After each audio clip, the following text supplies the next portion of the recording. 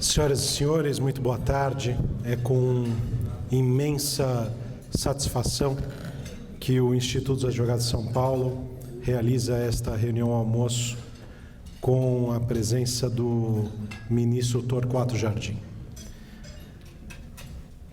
Esta é uma daquelas reuniões especiais, porque eu tenho certeza que todos aqui, os que já não conhecem a história do ministro Torquato Jardim, sairão encantados.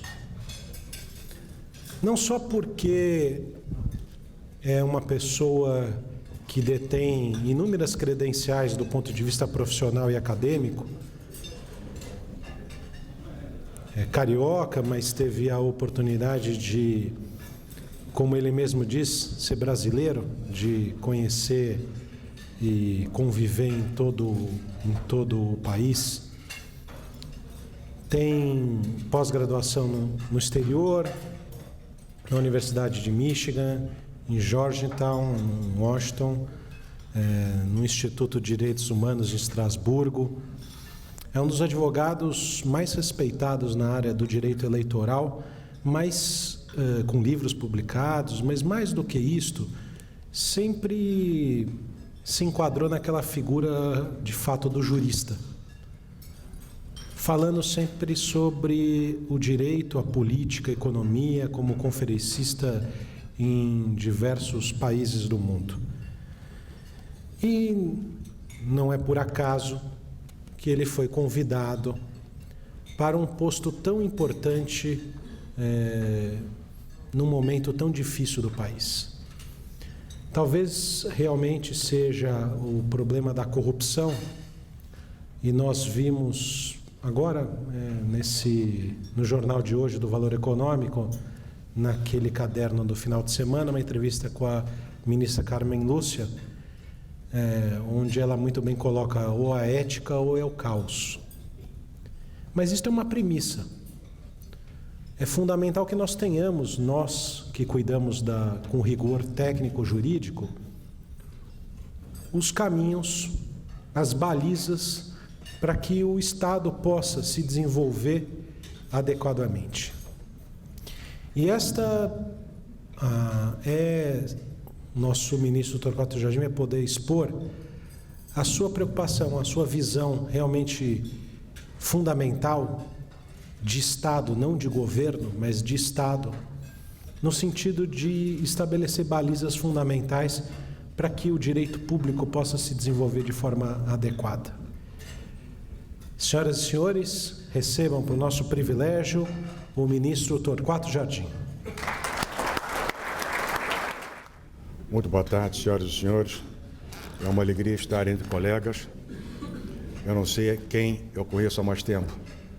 Se é o Antônio Tito Costa, se é Adilson Dalari, se é Sérgio Ferraz, se é Pedro Nies. São os 4 mais antigos, em cujas pessoas eu homenageio a todos os demais. Outros, eu os conheci por intermédio geral da Taliba, como também o professor Ernesto Carvalhosa. É uma grande alegria, portanto, estar aqui com vocês todos. Presidente Alfeld, muito obrigado pelo seu convite.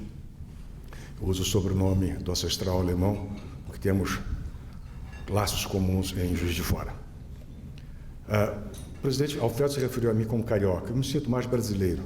Meu pai é de Goiás Velho, minha mãe é do estado do Rio. Eu aprendi a caminhar, a falar na Bahia.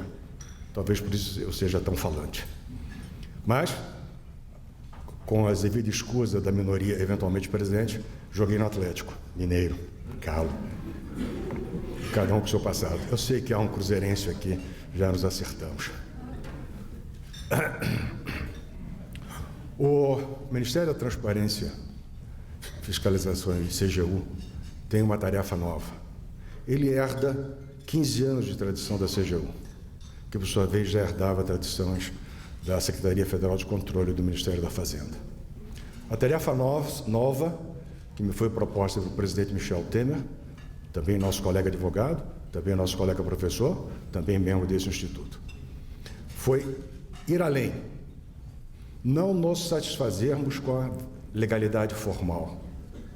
É preciso, disse-me ele, ir além da correta prestação de contas enquanto parâmetro legal, Precisamos ir além. A correta prestação de contas no sentido material em face da sociedade. Gastar bem não é gastar conforme a lei. Gastar bem é onde haja consequência útil para a sociedade civil. Em educação, em saúde, segurança, que são os 3 temas, geração de emprego, os 4 temas que mais ocupam hoje o governo brasileiro. Na tarefa das muitas do Ministério da Transparência, 2 têm chamado mais a atenção. Há uma terceira que fica para sexta-feira que vem, em São Paulo, em outro ambiente de advogados também. Uma é o trabalho anticorrupção. Em decorrência de tratados internacionais perante a ONU, a OEA e a OCDE, o Brasil editou a Lei Anticorrupção. Lá estão o processo administrativo de responsabilização e o de leniência.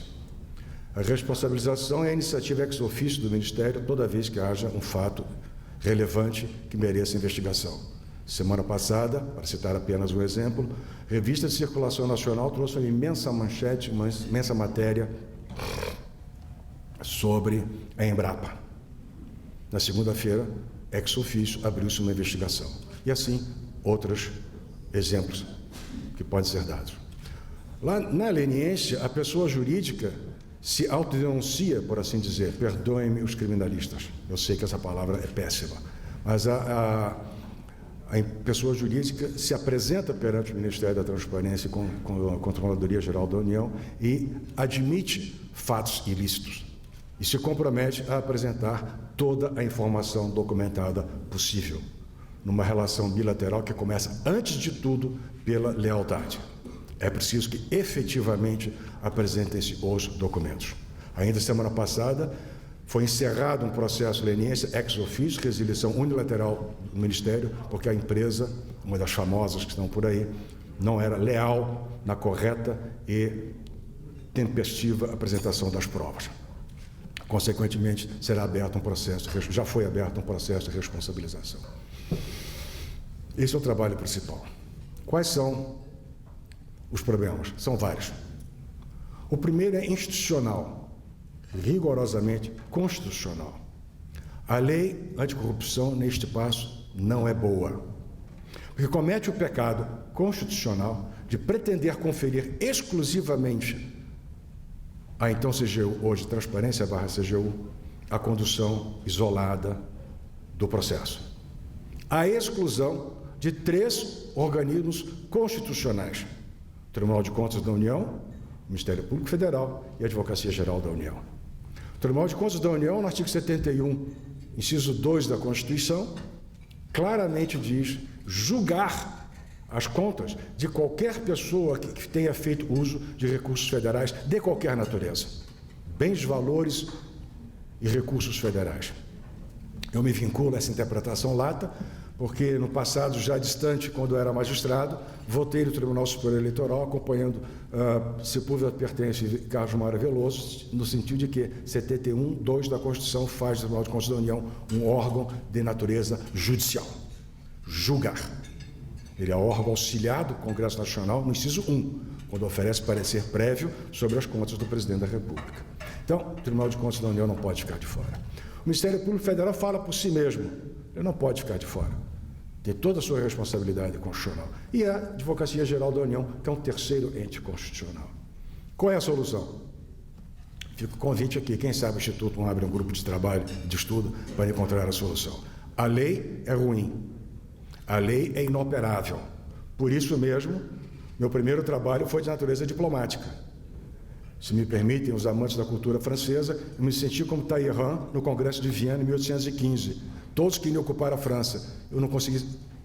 E Talleyrand entregou apenas Alsácia e Lorena, que recuperaram mais tarde. Então, o que significa? Que as portas do Ministério foram abertas ao Tribunal de Contas da União. Há uma convivência diuturna. O Tribunal assiste passo a passo qualquer processo que se passe no âmbito da CGU. Qual é o problema? É que o Tribunal de Contas da União não é voz única. São 9 ministros. Os processos não são distribuídos por prevenção. Vários ministros são relatores de diferentes processos de leniência. De acordo com a instrução normativa que eles baixaram, E essa é outra questão constitucional. Na primeira leitura da Constituição, quem tem competência para regulamentar a lei é o Presidente da República, não é o Tribunal de Contas da União. Esse é outro ponto de convivência constitucional a ser resolvido. Então, para não atrasar o trabalho, não ficar as gavetas lotadas, passamos a conviver com o Tribunal de Contas todo o tempo. Eles fazem todas as auditorias que querem. Permanece a questão do Ministério Público Federal. Deve ter lido que depois de árduo trabalho foi possível concluir um acordo com a empresa holandesa SBM, 341 milhões de dólares de multa. O acordo foi assinado pelo Procurador da República no Rio de Janeiro, mas o acordo contém uma cláusula. A vigência só ocorrerá quando o Ministério Público Federal aprove o acordo. A segunda instância interna administrativa do Ministério Público Federal não aprovou o acordo. Pediu novas diligências. Então, nós temos dois problemas constitucionais. De facto, o Ministério Público Federal passa a ter um poder de veto sobre a atuação do Tribunal de Contas e do Poder Executivo, seja na AGU, seja na transparência. É uma questão constitucional. Segunda questão constitucional, a interpretação que aquele órgão constitucional faz da independência funcional dos seus membros. Cada procurador é um ente independente do Ministério Público Federal. Age por si. Vejam, por exemplo, a última questão suscitada há 10 dias, quando, na véspera da votação da emenda constitucional do teto de gastos, um procurador da República, que dirige um órgão administrativo interno da instituição, emitiu uma nota dita técnica, afirmando a inconstitucionalidade da emenda constitucional. Não era uma manifestação da instituição, porque não subscrita pelo Procurador-Geral. Então, esse é o quadro constitucional, esse é o quadro institucional. Como ser eficaz, como mostrar resultado dentro dessa perspectiva? É o que se procura fazer constitutivamente aos poucos. Trabalho diplomático junto ao Tribunal de Contas da União, que é muito bem recebido, mas são 9 ministros diferentes, são 9 staffs técnicos diferentes, com 9 visões, nem sempre coincidentes. O Ministério Público fica totalmente aberto. Os recursos administrativos estão pendentes. E com a Advocacia Geral da União, para os interessados, nos próximos dias, a ministra Grace e eu vamos editar uma portaria conjunta estabelecendo os passos da investigação, queira Deus que com a aprovação do Tribunal de Contas da União. Esse conflito constitucional teve momentos mais dramáticos, mais complexos. Em determinado momento, o governo anterior editou uma medida provisória, afastando do cenário da aplicação da lei o Ministério Público, o TCU e a AGU. Podem imaginar a confusão institucional. No segundo momento, o secretário executivo que respondia pelo Ministério, uma longa eternidade de quase 7 meses, foi ao Supremo Tribunal Federal e obteve liminar e mandado de segurança contra os atos do Tribunal de Contas da União. Então, era parte desse quadro convulsionado de convivência para encontro da eficácia.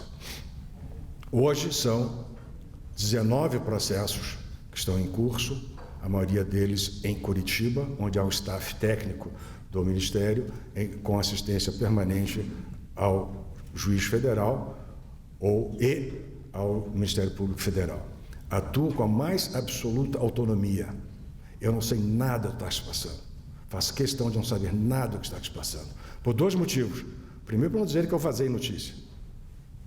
Segundo, para ficar clara a autonomia legal e administrativa dos funcionários de carreira e estáveis que compõem o grupo de investigação. Não há ingerência política de natureza alguma.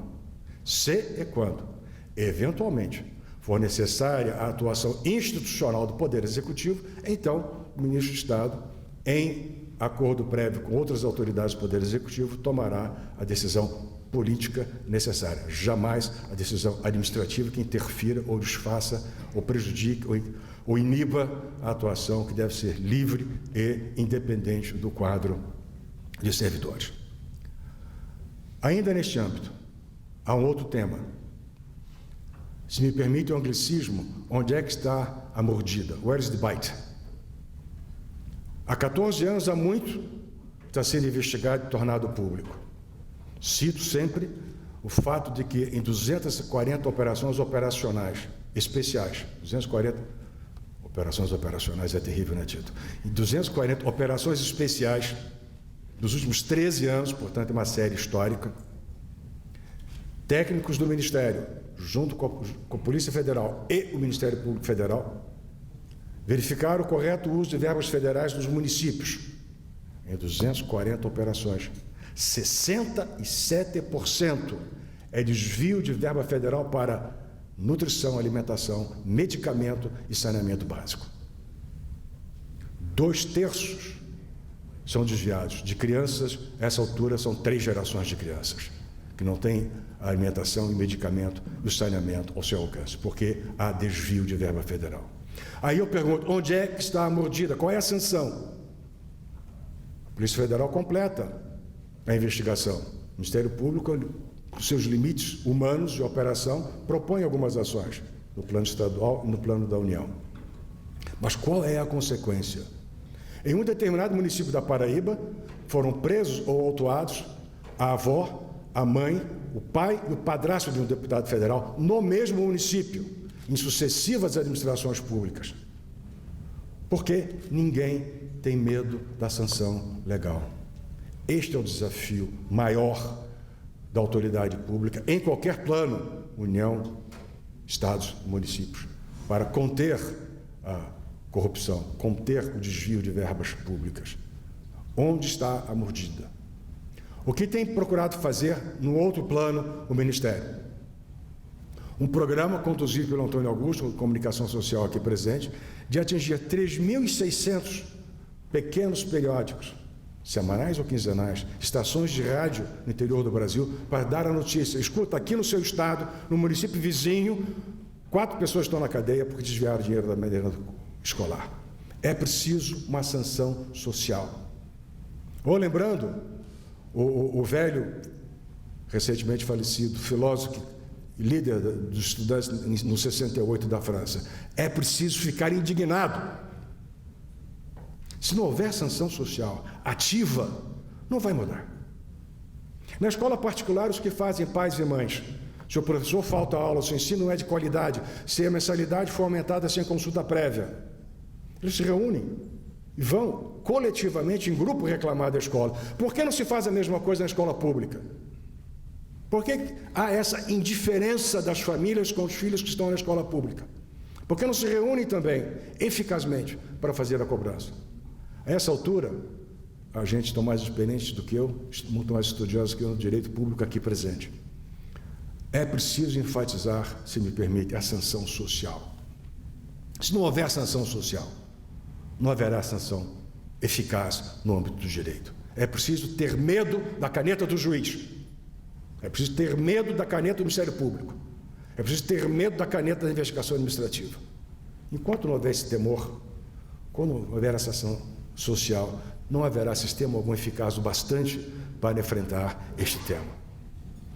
Por isso mesmo,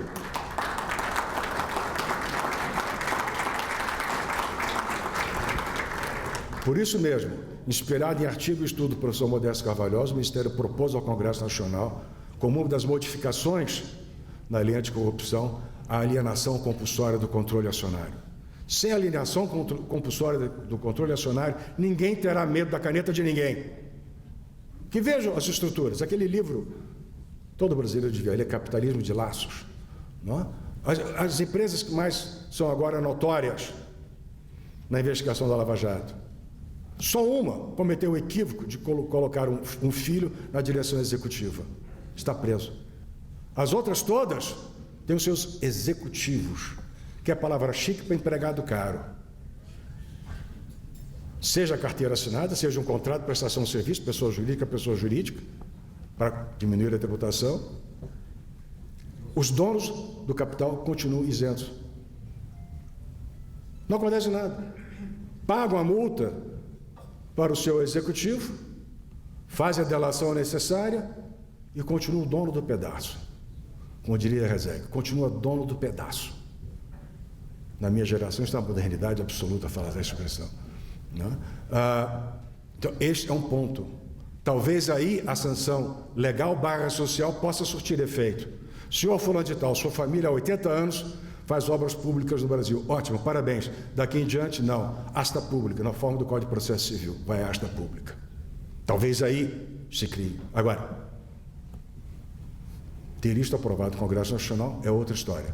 Eu fico no Ministério da Transparência, quem cuida da Secretaria de Governo em relação ao Congresso é outro colega de ministério, não sou eu. Fica o desafio.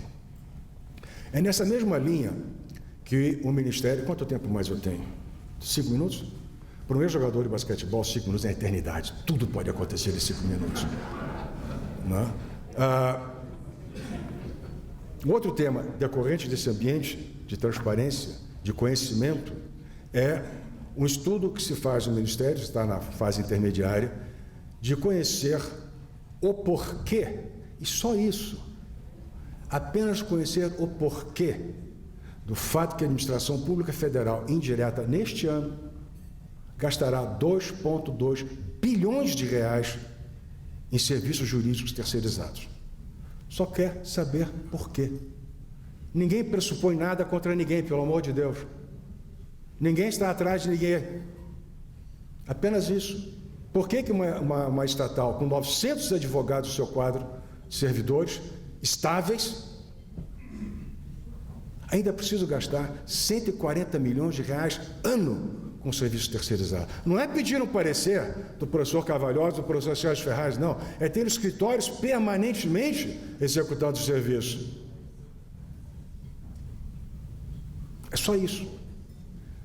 Acata-se a premissa do Superior Tribunal de Justiça de que a licitação é na modalidade de inexigibilidade. Professor Adilson, é modalidade de licitação, não é uma não licitação. Logo, a escolha há de ser um ato administrativo motivado. Por quê? Inexigibilidade. Estão lá os requisitos. Não vou repetir porque aqui somos todos estudiosos da matéria. Por quê a inexigibilidade? Conhecemos muito bem o mercado. Por que? Não vou citar o nome. 3 grandes escritórios de São Paulo tentaram operar no Brasil inteiro, mais de 10 estados, e desistiram. Porque não havia controle de qualidade antes de tudo. Então, como é que eu vou aceitar a premissa necessária de que um determinado escritório feche com uma grande estatal que opera no Brasil inteiro, que é totalmente capilarizada no Brasil, possa ele operar em 17 unidades da federação? Eu não acredito.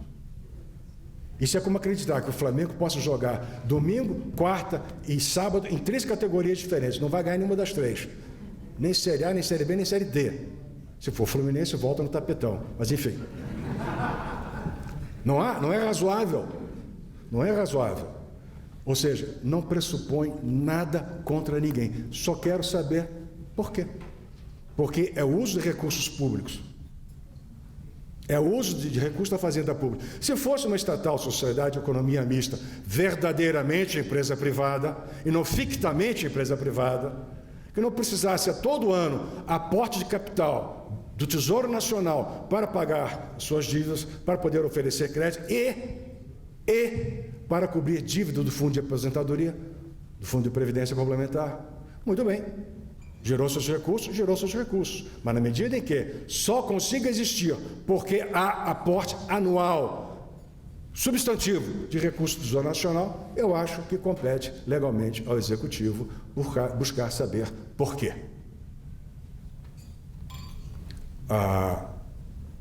São esses 2 dos muitos temas legais com que se depara o Ministério da Transparência, controle, fiscalização e controle geral da União.